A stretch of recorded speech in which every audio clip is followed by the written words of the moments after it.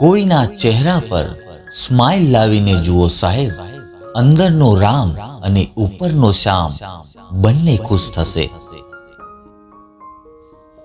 Break વગરની ગાડી કરતા વિવેક વગરની વાણી વધારે જોખમી હોય છે. હંમેશા એના પર નજર રાખો જે તમે મેળવવા માંગો છો, એના પર નહીં જેને તમે ખોઈ ચૂક્યા છો.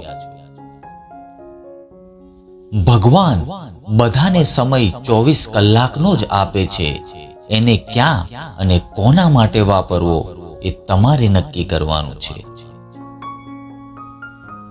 કોઈ મતલબ વગર સારા બનો સાહેબ, કેમ કે મતલબ માટે તો બધા સારા બને જ છે. સાચો મિત્ર એ જ હોય છે જેની સાથે રહેવાથી સુખ બમણું અને દુઃખ અડધું થઈ જાય. જિંદગી તમને ઘણું બધું દેવા રાજી છે, બસ એ મેળવવા માટે તમારે થોડી મહેનત કરવી પડશે.